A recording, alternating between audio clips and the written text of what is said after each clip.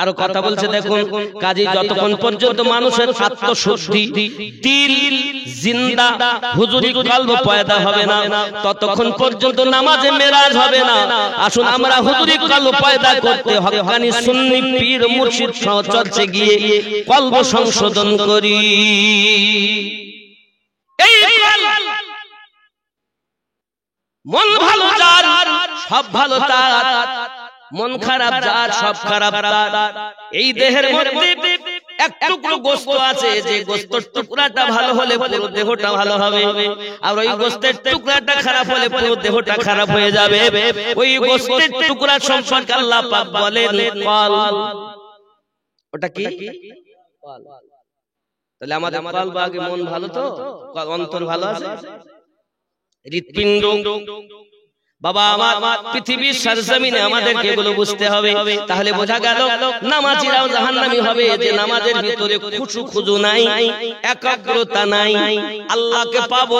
হে সোনা মানিক আমার, যখন আপনি আমি নামাজে দাঁড়াবো চিন্তা হবে এটাই বুঝি জীবনের শেষ নামাজ, আর হয়তো আদায় করতে পারবো না।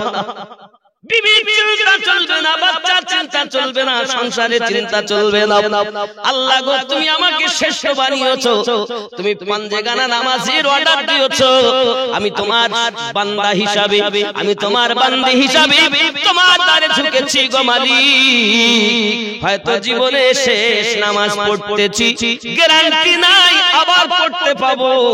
এমন চিন্তা যাদের ভিতরে থাকবে তাদের মন কখনো বাজারে ঘাটে মাঠে থাকবে না, তারা তার মাবুদকে পাওয়ার আশায় নামাজ পড়বে। এই নামাজ তার জন্য নামাজ। আর যদি একাগ্রতা না থাকে, একদম আল্লাহ পাওয়ার চিন্তা ভাবনা যদি না থাকে, তাহলে ওই নামাজ তাকে জাহান্নামে নামে। যেমন আল্লাহ পাক সূরা মাউনে বলেছেন ফাওয়াইলুল লিল মুসাল্লিন, এক শ্রেণীর নামাজি জাহান্নামে। কথা বোঝা গেল? বাবাজি আমার, যে নামাজে জান্নাত মেলে, এবার জানার দরকার জান্নাত মেলে কোন নামাজে। নামাজের ভিত্তি হলো খুশু বা বিনয়, নম্রতা, আর এই খুশু হলো নামাজের রূহ বা আত্মা। যেমন এই সম্পর্কে মহান আল্লাহ বলেন কদ আফলাহাল মুমিনুন আল্লাযীনা হুম ফি সালাতিহিম খাশিউন। মুমিনগণ সফলকাম হয়ে গেছে যারা নিজেদের নামাজে খুশু বা বিনয় নম্র রয়েছে। বাবাজি আমার, এবার আমরা একটু জানবো মারিফাতের নামাজ কি। নামাজ শব্দটি পারসি। কি শব্দ? পারসি। নামাজ শব্দটাই হলো পারসি, যার অর্থ সংযোজন, সংযোগ স্থাপন। যার মানে হলো সংযোগ স্থাপন। স্মরণ, নামাজের অর্থ স্মরণ, নামাজের অর্থ দোয়া, নামাজ অর্থ দরুদ ইত্যাদি। নামাজ মানে সংযোগ স্থাপন, আবার দোয়া, দরুদ ইত্যাদি নামাজের অর্থ। মারিফাতের আরেকটি নাম রয়েছে, তা হলো বাতেন। সালাতের বাংলা হলো স্মরণ করা। মারিফাতের সালাতের অর্থ হলো বাতেনি স্মরণ বা নৈকট্য পাওয়ার স্মরণ। মোট কথা আল্লাহ তাআলাকে চেনা জানা, নৈকট্য পাওয়ার স্মরণ মারিফাতের সালাত বলে। সালাত দুই প্রকার, নামাজ দুই প্রকার। জাহিরি সালাত বা শরিয়াতের সালাত, বাতেনি সালাত বা তরিকতের সালাত। একটা জাহিরি আর একটা বাতেনি। কোরআনের ভাষায় একটি কায়েমি সালাত, অপরটি দায়েমি সালাত। কোরআনুল মাজিদ আল্লাহ পাক এটা জাহিরি আর বাতিনি যেটা বলা হলো, একটা গোপন আর একটা প্রকাশ্য, এই দুই নামাজকে আল্লাহ পাক বলেছেন কায়েমি সালাত ও দায়েমি সালাত। জাহিরি সালাত বা শরিয়াতের সালাত দিন রাত 5 বার নির্দিষ্ট সময়ে লোক দেখানো, লোক শোনানো, শরীর বা দেহ দিয়ে মসজিদে গমন করিয়া জামাতের সাথে আদায় করিয়া থাকে। জাহিরি সালাত দেহ পাক, জায়গা পাক, আজান হলো, মসজিদে চলে লোক দেখতে পেল, ছেলেও জানলো, মেয়ে জানলো, বিবি জানলো যে আমার কেউ বলে আমার বিবি গিয়ে স্বামী গিয়েছে, কেউ বলে আমার আব্বা, কেউ বলে আমার দাদু মসজিদে গেছে, তাহলে এটা লোক দেখানো। জাহিরি নামাজ সঠিকভাবে আদায় করতে হলে সর্বপ্রথম বাতিনি নামাজকে ঠিক করতে হবে। কেননা বাতিনি ঠিক না হলে জাহিরি নামাজ একাগ্রতার সৃষ্টি হবে না। নামাজে হাত পা ওঠা বসাতেই শুধু নামাজ নয়, নামাজ পড়তে হবে হুজুরি কলবে, একাগ্র চিত্তে। বাতিনি নামাজ সম্পূর্ণ মন দিয়ে, প্রেম দিয়ে পড়তে হয়, আর এ নামাজেই মিরাজ হয়। এজন্য বলা হয়েছে সালাতু মিরাজুল মুমিনিন, নামাজ হলো মুমিনদের জন্য মিরাজ, মুমিনদের জন্য হলো দিদার। আমার আপনার নবী যখন আল্লাহ পাকের দিদারে চলে গেলেন লামাকাতে, কোথায় গেলেন? লামাকা, নেই কোন জায়গা। বন্ধুরে আমার, লামাকাতে যখন আপনার আমার নবী গেলেন, আল্লাহ পাকের সঙ্গে দিদার হয়ে গেল। কতটা ফয়সালা ছিল হাদিস প্রমাণ করতেছে। একটা তীর ধনুকে টানলে কতটা ফয়সালা হয়? একটা তীর ধনুক দিয়ে তীর ফাঁক করলে কতটা হবে? 1.5 হাত। এতটা ফয়সালাতে আমার আল্লাহর সামনে নবী পাকের দিদার, এতটা পাশাপাশি। কোন ব্যক্তি, কোন নবী, কোন রাসূল আল্লাহর দিদার করেন নাই, ডাইরেক্ট দিদার করেছেন যিনি, তিনি আমাদের নবী। এখন আমাদের নবী মিরাজ থেকে যখন আসেন, আল্লাহ পাকের দরবারে বলেন, আল্লাহ আমি আপনার দিদার নসিব করলাম, কিন্তু আমার উম্মতের উপায় কি হবে? আমার আল্লাহ পাক আল্লাহ তাআলা বলেন, হাবিব আমি আপনার উম্মতের জন্য নামাজ দিয়ে দিলাম, 5 ওয়াক্ত নামাজ দিয়ে দিলাম। আপনার উম্মত যখন নামাজ পড়বে, আমি আল্লাহর দিদার লাভ করবে। নামাজে স্রষ্টার সঙ্গে সৃষ্টির মিলন, কিন্তু আমাদের তো মিলন হয় না। মাওলা আলী রাদিয়াল্লাহু তাআলা কে জিজ্ঞাসা করা, আলী আপনি যে এত নামাজ পড়েন, এত ইবাদত করেন, নামাজে কি আপনি আল্লাহকে দেখেছেন? মাওলা আলী রাদিয়াল্লাহু তাআলা, নামাজ কেমন? আব্বাজি আমার জিহাদের মাঠে তীর ঢুকে গেছে পায়ে, তীর বার করার চেষ্টা করেন, উনি হাত দিতে দেন না, চিৎকার মারেন। আমার নবী পাক বলেন, খামোশ, এইভাবে তীর বার করা যাবে না। আলী তো নামাজ কাজা করবেন না, যতই কষ্ট হোক নামাজ তো কাজা হবে না। মাওলা পাক যখন নামাজে গেলেন, আমার নবী পাক অর্ডার দিলেন, তীর বার করো। তীর যখন বার করা হলো, মাওলা আলী জানতেই পারলেন না, এমন ছিল মাওলা আলীর নামাজ। জিজ্ঞাসা করা হলো, আলী আপনি কি আল্লাহ দেখেছেন? মাওলা পাক বলেন, আমি একটি সেজদা দিয়ে অপেক্ষা করি। আল্লাহুম্মা গফিরলি ওয়ারহামনি ওয়ারযুকনি ওয়াহিদনি, এই দোয়াটা আমি পড়ি, ততক্ষণ পর্যন্ত আমি দ্বিতীয় সেজদা দেই না, যত সময় আমি আলী আমার রবের দিদার না করি। তিনি হলেন মারিফাতের খনি, মারিফাতের দরজা। আপনার আমার নবী বলেন, আনা দারুল হিকমা ওয়া আলিউন বাবুহা, আমি নবী হলাম মারিফাতের ঘর, আমার আলী তার দরওয়াজা। পৃথিবীর জমিনে শরীয়ত, তরিকত, মারিফাত ও হাকিকত সব এসেছে আমার নবী থেকে। আব্বা আমার ওই নবী থেকে যারা পেয়েছেন, তাদের মধ্যে সরদার হযরত আলী রাদিয়াল্লাহু তাআলা বেলায়েতের সম্রাট, বেলায়েতের সরদার। আলী থেকে যারা ওলি হবে তারা সঠিক হবে, আর আলীকে বাদ দিয়ে যারা ওলি দাবি করবে তারা সঠিক হবে না। এখন বোঝা যায় আলী তাকবীর দিলে যাদের গাজালা করে, বুঝে নিতে হবে এরা সঠিক ওলি না।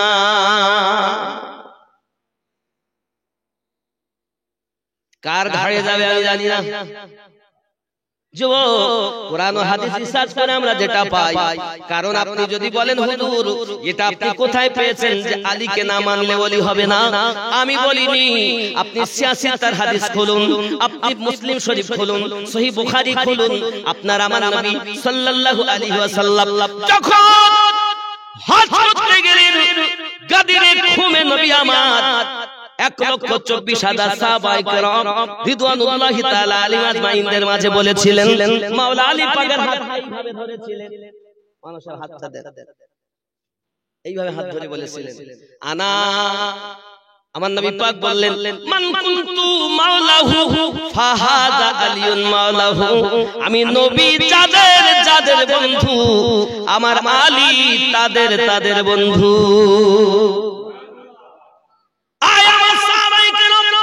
আমি নবী তোমাদের থেকে বিদায় নেব, কিন্তু তোমাদের কাছে দুটি জিনিস রেখে যাচ্ছি আমি নবী। উংলি মোবারক আমার নবী এইভাবে আলাদা করলেন, আর আপনার আমার নবী ঘোষণা দিলেন, একটি হলো কিতাবুল্লাহ আল্লাহ পাকের কোরআনুল মাজিদ, আর অপরটি হলো ওয়া ইতরাতি আহলু বাইতি, আর একটি হলো আমার আহলে বায়াত। জেনে রাখো এই দুটি জিনিসকে যারা ধরে রাখবে, প্রথম নবী পাক উংলি মোবারকা পৃথক করলেন, পরে নবী পাক উংলি মোবারকা দুটি এক করে বললেন, এই দুটি যে ধরে রাখবে তারা হাউজে কাউসারে পৌঁছে যাবে। কারণ আমার আল্লাহ পাক বলেছেন বিসমিল্লাহির রহমানির রহিম, ইন্না আ'তাইনাকাল কাউসার, নিশ্চয় আমি আল্লাহ আপনাকে কাউসার প্রদান করেছি। চিৎকার করে কই সুবহানাল্লাহ। যুবকেরা এখন নবী পাক যখন গাদির খুমে এই কথা বললেন, আমি নবী যাদের বন্ধু আমার আলী তাদের বন্ধু, ওই 1,24,000 সাহাবায়ে কেরাম রিদওয়ানুল্লাহি তাআলা আলাইহিম আজমাইনদের মাঝে হযরত আবু বকর রাদিয়াল্লাহু তাআলা উঠে দাঁড়িয়ে সর্বপ্রথম বলেছিলেন, নবী গো, কেউ যদি আলীকে বন্ধু বলে না মানে আমি আবু বকর প্রথম মেনে নিলাম। কি গো খেয়াল করেন, দ্বিতীয় নম্বরে যিনি সাক্ষী দিলেন তার নাম ছিল হযরত ওমর রাদিয়াল্লাহু তাআলা আনহু। জোরে বলেন সুবহানাল্লাহ। নবী আমার বললেন, আমার পরে হলো আলী তোমাদের বন্ধু। হযরত আবু বকর রাদিয়াল্লাহু তাআলা বলেন, আমরা হক আর বাতিল যখন চেনার জন্য যেতাম তখন আমরা অন্য কিছু বলতাম না, শুধু আলী আলী করতাম। আলীর নাম নেওয়াটাও ইবাদত। জোরে বলেন, আলী আলী করাটাও ইবাদত। যুবকরা হযরত আলী রাদিয়াল্লাহু তাআলা আনহু সম্পর্কে আমার আপনার নবী বলেছেন, আমার আলী যদি না থাকতো তাহলে কোন যুদ্ধের মাঠে হয়তো আমি নবী জয়লাভ করতে পারতাম না। তোমাদের মাঝে আমি নবী কোরআন মাজিদের বাণী, হাদিসে পাকের বাণী পৌঁছাতে পারতাম না। আমার আলী হলো আল্লাহর তলোয়ার। তাহলে বাতেনি নামাজ সংশোধন না হলে শরীয়তের নামাজ সংশোধন হবে না, সঠিক হবে না। জাহেরি নামাজ সঠিকভাবে আদায় করতে হলে সর্বপ্রথম বাতিনি নামাজকে ঠিক করতে হবে। কেন না, বাতিনি ঠিক না হলে জাহেরি নামাজ একাগ্রতা সৃষ্টি হবে না। নামাজে হাত পা ওঠা বসাতেই শুধু নামাজ নয়, নামাজ পড়তে হবে হুজুরি কলবে, একাগ্র চিত্তে। বাতিনি নামাজ সম্পূর্ণ মন দিয়ে প্রেম দিয়ে পড়তে হয়, আর এ নামাজই মিরাজ হয়। জোরে বলে সুবহানাল্লাহ। বাতেনি সালাত বা তরিকতে সালাতের কোন সময় সীমা নেই, অবিরাম সর্বদাই আদায় করতে হয়। তরিকতে সালাতের মসজিদ হলো কলব, কলব দিয়ে বাতেনি জিহ্বা দ্বারা সর্বক্ষণ স্মরণে থাকাই হলো তরিকত বা মারিফাতে সালাত। মারিফাত বা বাতেনি নামাজ হাসিল না হলে কোনদিনও কামেল হওয়া যায় না।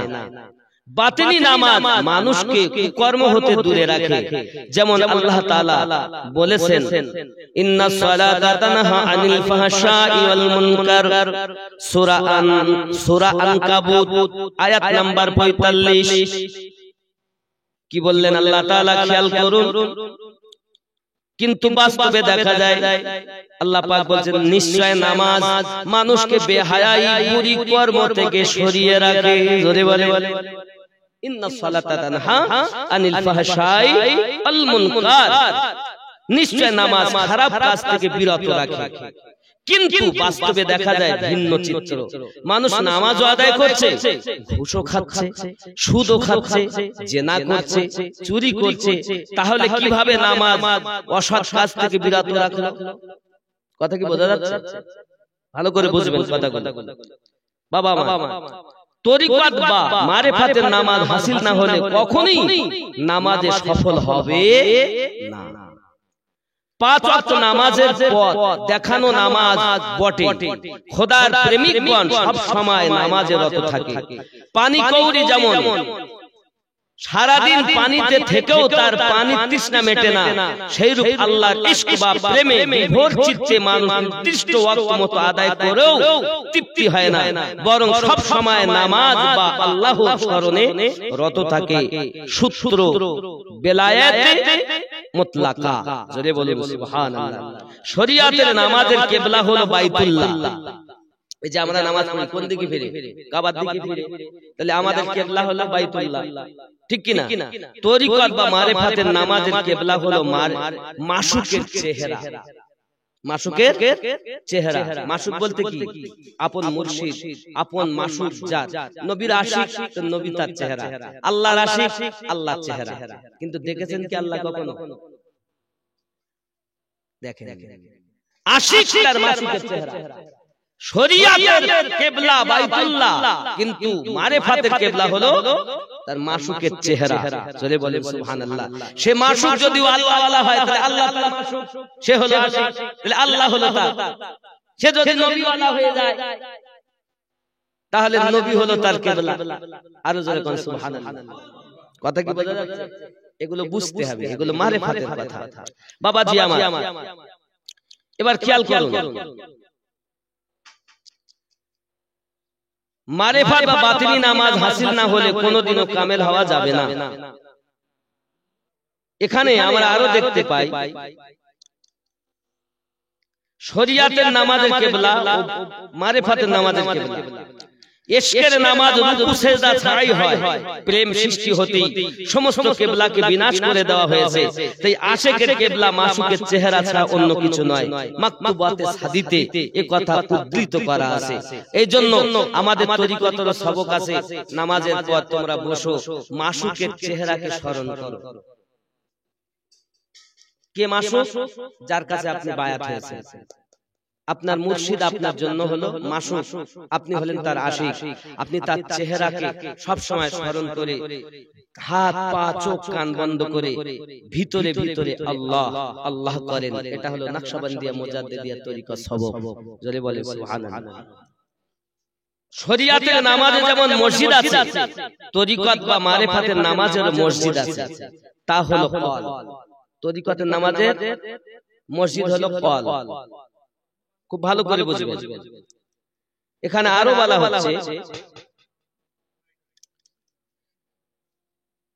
কলবে যে নামাজ আদায় করা হয় তাকে তরিকত বা মারিফাতের সালাত বলে। তত্ত্ব সিজুল আসরার গাউসে আজম এই কথা লিখেছেন। জোরে বলেন সুবহানাল্লাহ। যেমন হাদিস শরীফে আছে, নবীজি সাল্লাল্লাহু আলাইহি ওয়াসাল্লাম বলেছেন ইন্নাল মারিফাতু ফিলুল কলবি, অর্থাৎ নিশ্চয় মারিফাত হলো কলবের কাজ। বুখারী শরীফ প্রথম খণ্ড 7 পৃষ্ঠায় শরীয়ত ও মারিফাতের সালাত মিলিয়ে মিশ্রিত হলে তখনই সালাত পূর্ণতা লাভ করে। সুতরাং কলব দ্বারা যে স্মরণ করা হয় তাকে মারিফাতের সালাত বলে। জোরে বলুন সুবহানাল্লাহ। তাহলে গেল মারিফাতের নামাজ, মারিফাতের রোজা আছে, মারিফাতের যাকাত আছে। এই দুটো বলে ইনশাআল্লাহ লেট করব না। তাহলে আমরা মারিফাতের নামাজ বুঝলাম, শরীয়তের নামাজ বুঝলাম। আপনি নিজেকে চিন্তা করেন যে আমি কি নামাজ পড়ব, নাকি বলে? রোজা হলো ফার্সি শব্দ। রোজা অর্থ কি? পার্সি কথা, এটা হলো পার্সি কথা। অর্থ এর আরবিতে বলা হয় সওম, যার অর্থ হলো নীরব থাকা, বিরত থাকা। শরীয়তে যেমন রোজা আছে তেমনি মারেফাতেও রোজা আছে। শরীয়তে রোজা সুবে সাদেক হইতে সূর্য অস্ত পর্যন্ত সকল প্রকার পানাহার ও স্ত্রী সহবাস হইতে বিরত থাকার নাম শরীয়তে রোজা। মারেফাতের রোজা কুপ্রবৃত্তি, লোভ, লালসা হইতে বিরত হয়ে কেবল আল্লাহর ধ্যানে খেয়ালের মাধ্যমে মাওলার স্মরণে থাকাকে মারেফাতের রোজা বলে। কত সুন্দর কথা। শরীয়তের রোজা নির্দিষ্ট সময়ের জন্য, আর মারেফাত বা তরিকতের রোজা সারা বছর সর্বক্ষণ। জোরে বলুন সুবহানাল্লাহ। রমজান অর্থ জ্বালিয়ে দেওয়া। রমজান অর্থ জ্বালিয়ে দেওয়া, খেয়াল করেন, পুড়িয়ে দেওয়া, অর্থাৎ রোজার মাধ্যমে নিজের আমিত্বকে জ্বালিয়ে পুড়িয়ে ধ্বংস করে দেওয়াকে রমজান বলে। রোজা রেখেছো তার মানে সব জ্বালিয়ে পুড়িয়ে শেষ করে দিয়েছো, এ তো দেখা যাচ্ছে না, এ তো জ্বালাই নাই। রোজা রাখে গালি দেয়, রোজা রাখে হিংসা করে, রোজা রাখে সুদ খায়, রোজা রাখে মিথ্যা বলে, রোজা রাখে পরে কত কষ্ট করে। রোজা মানেই কি? খেয়াল করেন, রমজান অর্থ জ্বালিয়ে দেওয়া, পুড়িয়ে দেওয়া, অর্থাৎ রোজার মাধ্যমে নিজের আমিত্বকে জ্বালিয়ে পুড়িয়ে ধ্বংস করে দেওয়াকে রমজান বলে। রাসূলুল্লাহ সাল্লাল্লাহু আলাইহি ওয়াসাল্লাম ইরশাদ করেছেন, এমন বহু সংখ্যক রোজাদার আছে যাহারা ক্ষুধা পিপাসায় কাতর থাকা ব্যতীত অন্য কোন প্রকার উপকার হয় না। নাসাই শরীফ হাদিস নাম্বার 3949। শরীয়তে রোজা খাদ্য গ্রহণের মাধ্যমে শুরু, ইফতার গ্রহণের মাধ্যমে শেষ, আর মারেফাতের রোজা ইফতার দিয়ে শুরু, ইফতার দিয়ে শেষ। এখানে ইফতার তাৎপর্য হলো যে আপন সত্তা হতে তাড়াতাড়ি দেহ মনকে বিচ্ছিন্ন করে, এটার নাম ইফতার, নিজের আত্মাকে সমস্ত থেকে। আবার এখানে ইফতারের তাৎপর্য হলো আপন সত্তা মানে তার রব হতে তাড়াতাড়ি দেহ মনকে বিচ্ছিন্ন করে আমিত্বকে চির অবসান ঘটায়া আপন রবের দিকে মনোনিবেশ করা, অর্থাৎ ইফতার বলতে আপন রবের জাগরণকে বোঝায়। যে নিজের রবকে জাগরণ করিয়ে নিতে পেরেছে এই কলবে আমরা ইল্লাল্লাহ বলি। এখান থেকে ইল্লাল্লাহ, তাহলে এখানে কথাটা না বললেই নয়। 6 লতিফা, নাভির নিচে নাফসে আম্মারা, এটা আমি বলবো আরেকটু পরে। মারেফাতের হজ কি? এবার মারেফাতের একটা হজ বলি, যেহেতু মারেফাতের রোজা হলো তাহলে হজ আছে, যাকাত আছে, অনেক কথা আছে। হজ আরবি শব্দ, হজ মানে কি? আরবি শব্দ হজ, এর অর্থ হলো সংকল্প করা, ইচ্ছা করা। জিলহজ মাসের নির্দিষ্ট সময়ে নির্দিষ্ট নিয়ম মোতাবেক আল্লাহর ঘর বাইতুল্লাহ শরীফকে তওয়াফ করা, ইচ্ছা বা সংকল্প করাকে হজ বলে। হজ দুই প্রকার। হজ কয় প্রকার? দুই প্রকার। শরীয়তের হজ, মারেফাত বা তরিকতের হজ। শরীয়তের হজের শর্ত বলি। শরীয়তে হজ করতে গেলে তার শর্ত হলো ইহরাম বাঁধা, মক্কা শরীফ প্রবেশ করা, বাইতুল্লাহ তওয়াফ করা, আরফার মাঠে অবস্থান করা, মুজদালিফায় রাত্রি যাপন করা, মিনায় কুরবানি করা, হেরেম শরীফে প্রবেশ করা, জমজমের পানি পান করা, মাকামে ইব্রাহিমে তওয়াফ করার নিয়তে 2 রাকাত নামাজ আদায় করা। এটা হলো ইহরামের পর নির্দিষ্ট কাজ সমূহ হইতে বিরত থাকা। সাফা মারওয়া সাই অর্থাৎ দ্রুত গতিতে চলা হজের একটি প্রধান অঙ্গ। উপরে উল্লেখিত নিয়ম নীতির ভিত্তিতে আদায় করাকে শরীয়তের হজ বলে। সুবহানাল্লাহ। মারেফাতের হজ, এটা গেল শরীয়তের হজ। এবার মারেফাতের হজ কি? বুজুর্গদের সহচর্য হইতে তাদের নিকট থেকে জিকির আজকার শিক্ষা করিয়া এর অর্থের প্রতি লক্ষ্য রাখিয়া জবানি বা জিহ্বা দ্বারা লা ইলাহা ইল্লাল্লাহ জিকির করা। শরীয়তের হজ করা জিয়ারাত বা তাওয়াফ করাতে হয়। পক্ষান্তরে মারেফাতের হজের জিয়ারাতের বস্তু হলো কলব বা দিল কাবা, আর এই দিল কাবায় যার জিয়ারাত হয়েছে সেই আব্বাজি আমার এখন মাওলা আলী তাকবীর দিলে অনেকে বলে তো শেষ হয়ে গেছে, কেউ দেয়নি, তা আমি কি করব? যদি তোমরা বলো আলী তাকবীর দেওয়া যাবে না, তাহলে আমরা কোরআন ও হাদিস দ্বারা প্রমাণ করব তাহলে তোমরা তো বাতিল, তোমরা বাতিল। লোক দেখানো, শুধু লোককে মুরিদ করলেই জনগণ বেশি হলে হক হওয়া যায় না গো। হক তো সেখান থেকে আসবে যে হকের কথা আল্লাহ এবং নবী বলেছেন। জোরে বলুন। আল্লাহ পাক বলেছেন আলী সম্পর্কে আয়াতে কারিমা সূরা আল মাইদা আয়াত নাম্বার 67, সেখানে আলী রাদিয়াল্লাহু তাআলা প্রসঙ্গে আল্লাহ আয়াত নাযিল করেছেন। আপনি আলীকে মানবেন না কেন? আমিনুদ্দিন আসছে, তাকবীর দিচ্ছে, নারে তাকবীর, আল্লাহু আকবার, আমিনুদ্দিন জিন্দাবাদ। আর যেই বলা হচ্ছে নারায়ে হায়দারি, উঁচু হোক হায়দারের হাত, আওয়াজ উঁচু হোক হায়দার, মা নাম রেখেছেন হায়দার। হায়দার তাকে বলে যিনি জখমি হওয়ার পরও একটু পরে উঠে আবার আঘাত করেন, বারবার যিনি আঘাত করেন হায়দার বলে তাকে, কখনো পরাজয় বরং স্বীকার করেননি তিনি, তাকে বলা হয় হায়দার। তো উঁচু হোক, আপনি ইসলাম ইতিহাস খুলুন, আপনি দেখুন যুদ্ধ জঙ্গে খুন্দা, জঙ্গে খুন্দা, যে জঙ্গে খুন্দাকে আমি ইতিপূর্বে ওয়াজ করেছি, খুন্দাকের ওয়াজ আপনারা নেট সার্চ করলে পেয়ে যাবেন, বিস্তারিত ওখানে আছে। আপনি শুধু সারমর্ম বুঝুন। রাসূল করিম সাল্লাল্লাহু আলাইহি ওয়াসাল্লাম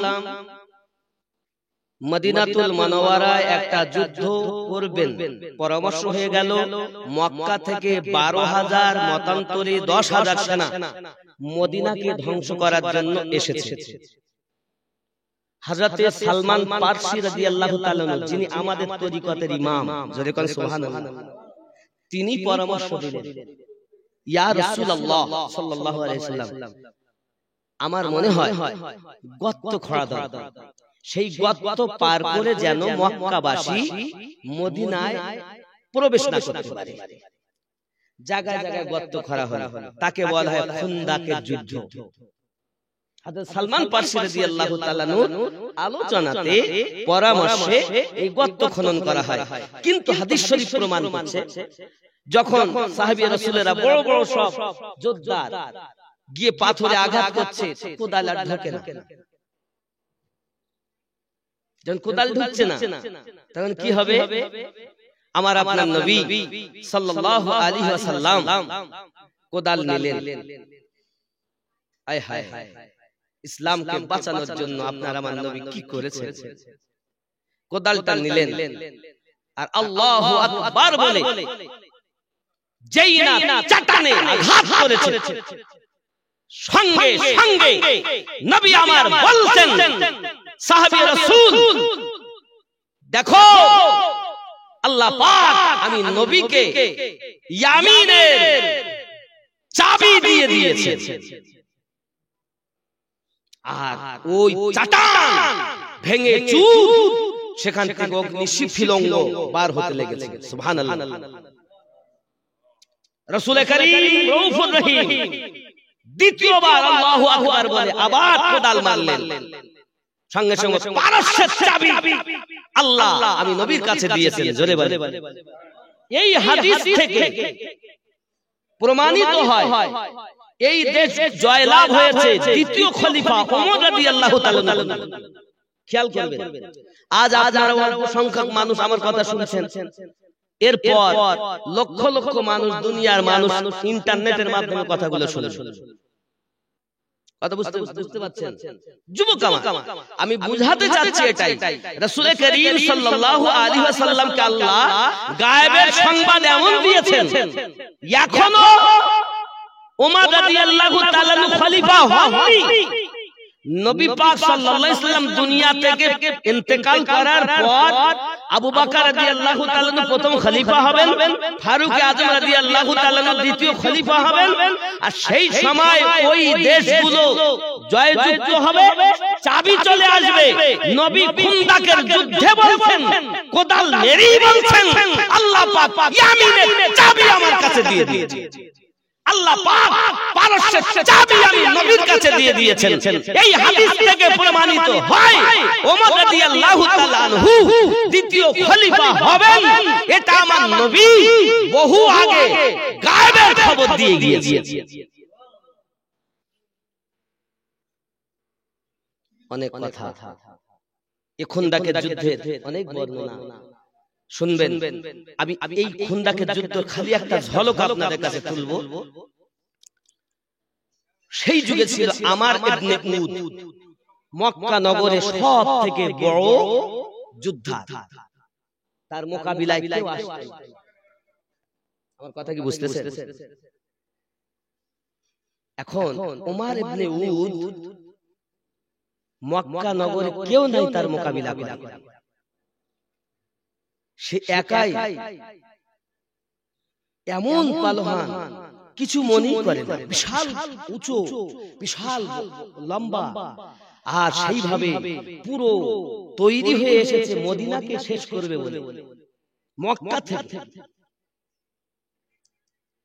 বড় ঘোড়ার উপরে বসে আছে, আর এই বড় ঘোড়াটাকে নিয়ে দূর থেকে ছুটে এসে এক লাফে ওই খুন্দাকের গর্ত পার হয়ে গেছে। মানে 5 গজ চওড়া, 5 গজ। ঘোড়াটা লাফ মেরে ওই আমার ইবনে উদ পার হয়ে গিয়ে মুসলমানদের ভিতরে ঢুকে আওয়াজ দিয়েছে, কে আছো? আমি উদ এসেছি, আমার সঙ্গে মোকাবিলা করো। কারোর ক্ষমতা নাই। মাওলা আলী রাদিয়াল্লাহু তাআলা কে আমার আপনার নবী বললেন, আলী একদিকে ইসলাম মিটানোর জন্য এসেছে, মদিনা ধ্বংস করার জন্য এসেছে আমার ইবনে উদ, আর ইসলামকে বাঁচানোর জন্য আলী আমি তোমাকে পাঠালাম, যাও। জোরে বলে ये ইসলামের প্রাথমিক যুদ্ধ।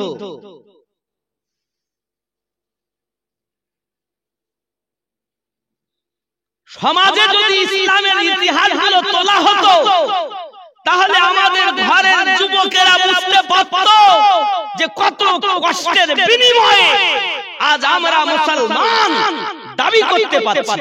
আমাদের ঘরে কোরআন মাজিদের তেলাওয়াত চলছে, আমাদের মসজিদে আযান হচ্ছে। সাহাবী রাসূল তাদের জীবন কুরবান করে দিয়েছেন। কেউ হাত দিয়ে দিয়েছেন, কেউ পা দিয়ে দিয়েছেন, কেউ গলা দিয়ে দিয়েছেন, রক্ত ঝরিয়ে দিয়েছেন ইসলামের জন্য। আর আমরা এত শান্তিতে ইসলাম পাওয়ার পরও নামাজ নাই, রোজা নাই, কোরআন তেলাওয়াত নাই। হ্যাঁ গো বাবা, কি হলো? মাওলা আলী রাদিয়াল্লাহু তাআলা কে নবী পাক বললেন, যাও।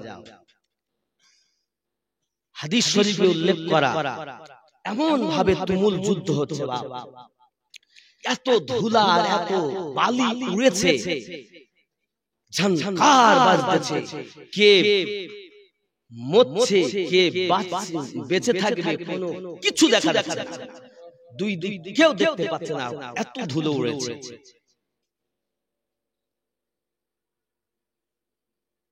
একটাই ইতিহাস সব থেকে বেশি ধুলো উড়েছে, যে যুদ্ধতে, ওই যুদ্ধটার নাম হলো খুন্দাকের যুদ্ধ। যখন কারো দেখা যাচ্ছে না, অনেকক্ষণ হয়ে গেছে, এমন সময় ধুলা বালি যখন থেমে গেল, পরিষ্কার হয়ে গেল, তখন দেখা যাচ্ছে আমার ইবনে উদের বুকের উপরে মাওলা আলী চেপে বসে আছে। এই ইসলামের ইতিহাস, এটা ইসলামের সত্য ইতিহাস।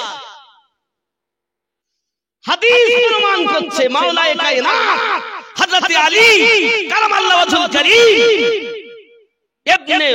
আমার ইবনে উদের গলায় ছুরি চালাচ্ছে। দেখা যায় খুন্দাকের যুদ্ধে হযরত আমার ইবনে উদ তার গলা কেটে মাওলায়ে কায়নাত হাতে করে দিয়ে ছুঁড়ে মুসলমানের দিকে ফেলে দিয়েছেন। জোরে বল সুবহানাল্লাহ। মুসলমান জয়লাভ করেছে। কি ভেবেছেন আলীকে আমরা মানব না? আলী তো আমাদের, তিনি তো রাসূলের পাকের জামাই, যার সম্পর্কে আমার নবী পাক বলেছেন আলী যাকে জান্নাতের টিকিট দেবে সেই জান্নাতে যাবে। সুবহানাল্লাহ বলে। তাহলে যার হাত দ্বারা টিকিট নিতে হবে জান্নাতে, যার কলিজার টুকরা হাসান ও হুসাইন পাক জান্নাতি যুবকদের সর্দার, যে আলীর স্ত্রী হযরত খাতুনে জান্নাত ফাতিমাতুল জোহরা সালামুল্লাহি আলাইহা तमाम নারীদের জান্নাতের ভিতরে সর্দারিনী, তিনি কদম না রাখা পর্যন্ত কারো জান্নাতে পা রাখার ক্ষমতা নাই। আমরা যখন নামাজ পড়ি তখন আমরা নামাজে বলি আল্লাহুম্মা সাল্লি আলা মুহাম্মাদিন ওয়া আলা আলি মুহাম্মাদ ওয়া আলা আলমানি আলী ফাতেমা হাসান আর হুসাইন পাক। সুবহানাল্লাহ। যখন আমরা নামাজে দাঁড়াই স্মরণ থাকে আল্লাহর দিকে, হাকিকাতের নামাজ। যখন আমরা বৈঠকে বসে পড়ি আল্লাহুম্মা সাল্লি, আমরা যখন পড়ি আত-তাহিয়াতু লিল্লাহি ওয়াস সালাওয়াতু ওয়াত তাইয়্যিবাত আসসালামু আলাইকা আইয়ুহান নাবিয়্যু, তখন আমাদের স্মরণ থাকে আমাদের দয়াল নবীর প্রতি। আমরা যখন আত-তাহিয়াতু ছেড়ে দিয়ে যখন দরুদ পড়ি ওয়া আলা আলে যখন বলি, তখন স্মরণ হয় আলীর কথা, স্মরণ হয় ফাতেমার কথা, স্মরণ হয় হাসান হুসাইনের কথা, কারণ তারাই হলেন জান্নাতি যুবকদের সর্দার, উনি হলেন জান্নাতের টিকিট বণ্টনকারী, ওনারাই হলেন জান্নাতীদের সর্দার ও সর্দারিনী। জোরে কোন সুবহানাল্লাহ। তাদেরকে মানব না, তাদের নামে তাকবীর দেব না, তোমার বাপের নামে তাকবীর দেব। তাদের নামে তাকবীর দিলে তোমার এত গালালা করে কেন? জানি না ইসলামের সারমর্ম আপনাদের কাছে কি তুলে দিয়েছে। যুবক আমার, বোঝা যায় আমরা যেমন মাওলা আলীর তাকবীর দেই, তেমন আমরা হযরত আবু বকর রাদিয়াল্লাহু তাআলা কে তাকবীর দেই। সুবহানাল্লাহ। কেন? আবু বকর রাদিয়াল্লাহু তাআলা কে খোলাফায়ে রাশিদিনদের মধ্যে প্রথম খলিফা মানি, জোরে বলে। আর আহলে বায়াতের মধ্যে হযরত আলীকে আমরা প্রথম মানি, জোরে বলে। এটা সুন্নি আকীদা বলছি আমি, খেয়াল করবেন। কারণ যারা মাওলা আলী রাদিয়াল্লাহু তাআলার তাকবীর দেয় আমাদের আশেপাশে, তাদেরকে আমরা কি নামে চিনি? কথা বলেন, শিয়া। সেই নামে চেনেন তো? এখন তারা জানে হযরত আলী রাদিয়াল্লাহু তাআলা হলেন প্রথম খলিফা, নবীর পরে যদি কেউ খলিফা হয় তা আলী হয়।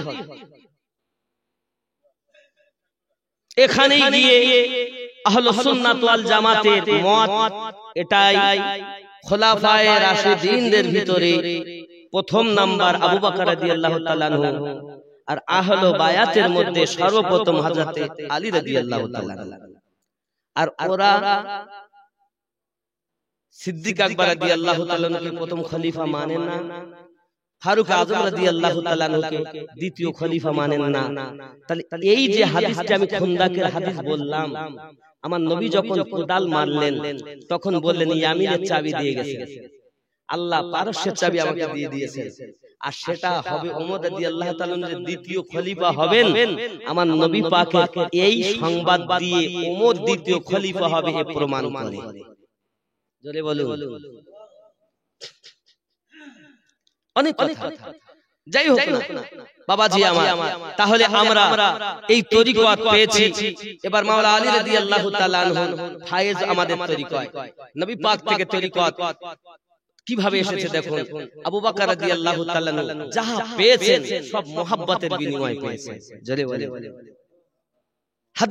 হাদিস শরীফ খুললে আপনি দেখতে পাবেন সিদ্দিক আকবর রাদিয়াল্লাহু তাআলা এনার মতো প্রেম। কার কথা বলবো, এক এক সাহাবী রাসূলদের জীবন ইতিহাস খুললে মনে হবে এনার মতো আর কেউ ছিল না। সবাই অতুলনীয়, কেউ ছোট নয়।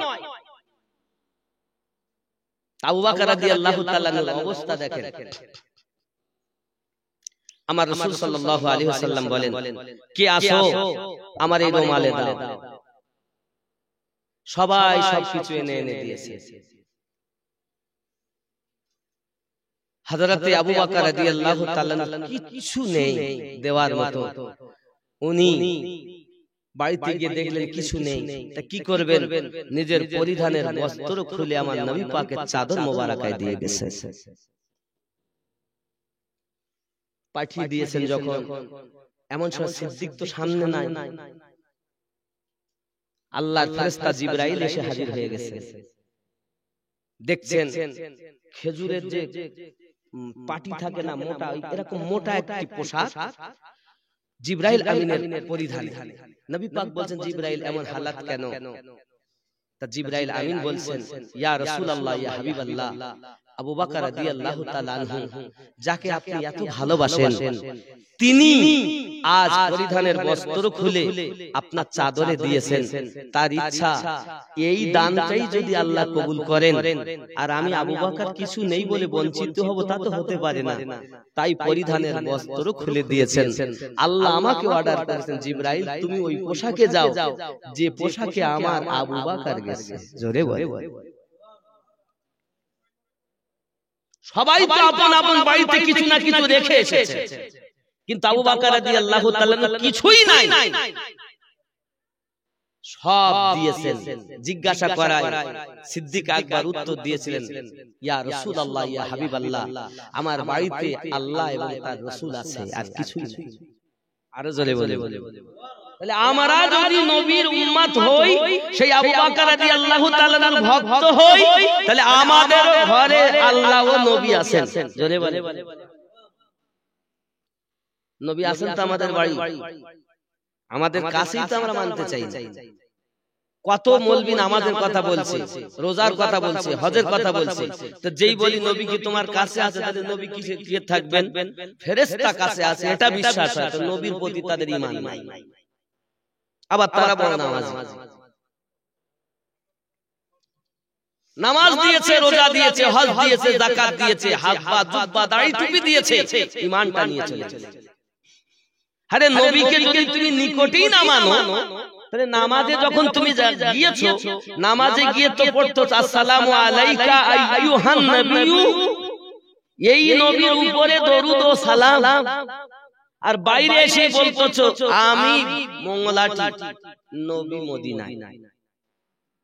এ কি করে সম্ভব? ফেরেশতা বিশ্বাস হয় তো নবী বিশ্বাস হয় না? আল্লাহ পাক আমাদের নবীকে কি এত কমজোর বানিয়েছেন যে তিনি তার উম্মতের কাছে থাকতে পারেন না? হ্যাঁ, কোথায় থাকবেন তাও আল্লাহ বলেছেন। 33 নম্বর সূরা। কয় নম্বর সূরা? আয়াত 33। সূরাও 33, আয়াতও 33। সূরাটির নাম সূরা আহজাব, আয়াত নাম্বার 6। কয় নাম্বার? 6। আল্লাহ পাক বলেন, বিসমিল্লাহির রহমানির রহিম, আন-নাবিয়্যু আওলা বিল মুমিনিনা মিন আনফুসিহিম, প্রত্যেক মুমিনের জীবনের থেকে আরো নিকটে আমি আল্লাহ নবী রেখেছি। তো যারা বলেন নবী নেই, তাহলে এই আয়াত অনুযায়ী তারা মুমিন হতে পারেনি। মুসলমান তো হয়েছে, কিন্তু মুমিন হতে পারেনি। মুমিন যারা হবে তাদের জানের থেকে নিকটে নবী আছেন।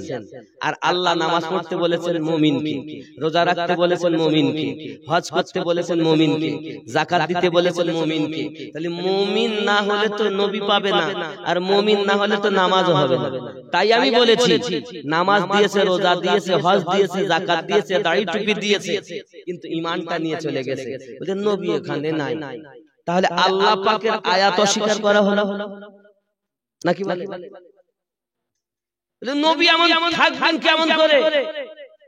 যে বলবি এ কথা বলবে, তার কথাতেই এটাই প্রমাণ হবে যে ওই মৌলবি ওই বক্তা এখনো মুমিন হতে পারেনি। মুমিন যদি হতো তাহলে আল্লাহর বিধান মুমিনের জানের থেকে আরো নিকটে নবীকে পেত। জোরে বলে কথা কি বোঝা যাচ্ছে? রাগ করছেন নাই আব্বা আমার? তাহলে